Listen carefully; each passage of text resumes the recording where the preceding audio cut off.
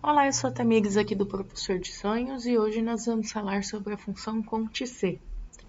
Antes de começarmos, eu convido vocês a curtirem o vídeo e também acompanhar o canal aí fazendo a inscrição para receber novas dicas.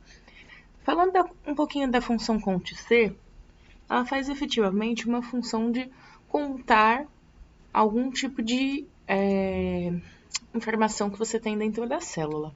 O que é importante da função acontecer? Aqui eu estou utilizando uma base de dados simples até para explicar para vocês, mas ela é muito interessante se você precisa buscar em milhares de informações. Ou, eu preciso contar dentro de um range de 500 linhas, mas eu não quero ficar contando um a um, não quero fazer o filtro e contar, enfim. Ou preciso puxar isso e deixar já numa fórmula vinculada, então é uma função que ela ajuda bastante sobre isso. Então, nós vamos fazer aqui acontecer juntos. Geralmente, você tem duas formas de fazer acontecer. Eu vou fazer uma para exemplificar diretamente. Então, eu vou colocar um igual, acontecer. Vou clicar na acontecer. E aí, eu vou colocar qual é o intervalo. Então, o meu intervalo vai ser o da coluna J. Percebam que como eu tenho células mescladas, ele puxou daí até a J. Esses dois pontos vocês podem interpretar como um até do Excel. Então, eu vou tirar o I, já que é só a coluna J que me interessa, eu vou colocar J até, dois pontos, né? J. Fecha aqui o parênteses. É claro que não ia dar certo porque eu não coloquei o critério, né? Ponto e vírgula. Qual seria o meu critério?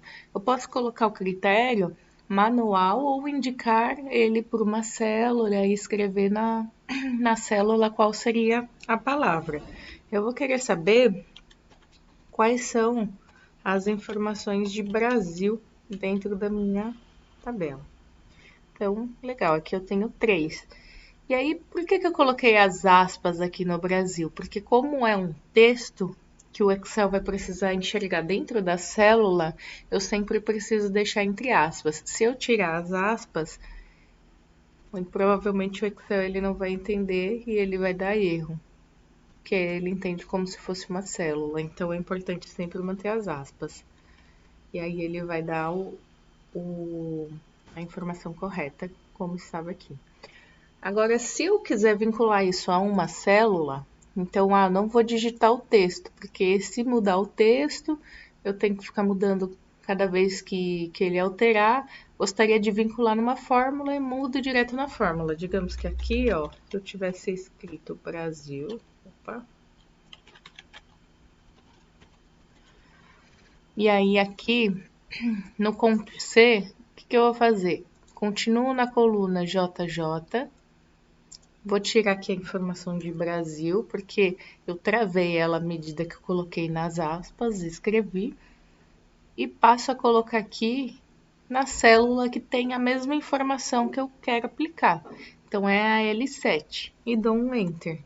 Ele vai puxar a mesma quantidade do Brasil. E aí, o que vai modificar, Tamires? Porque tanto faz qualquer um? Tanto faz. Mas se você tiver uma facilidade for mais conveniente para você dentro da sua fórmula, você mudar aqui dentro dessa célula da L7, então eu vou escrever a partir da L7 África. A fórmula vai adequando de acordo com o que eu vou mudar de país. Então, eu vou colocar El Salvador, se eu colocar os Estados Unidos, e aí ele vai mudando conforme o que eu mudar dentro da célula. Então, acho que é um pouco mais recomendável, porque fica mais fácil de você administrar. Então, se uma pessoa vai consultar a sua tabela por algum motivo, e aí ela quer saber qual é a quantidade de pessoas que estão na Irlanda vinculadas. Então, só tem uma. Então, é só alterar esse campo. Você pode colocar uma nomenclatura aqui distinta e explicar para a pessoa que ao ela modificar nesse campo aqui do nome, a fórmula já puxa automática. Então é isso, pessoal. Espero que acontecer ajude vocês nas rotinas aí do dia a dia e até a próxima.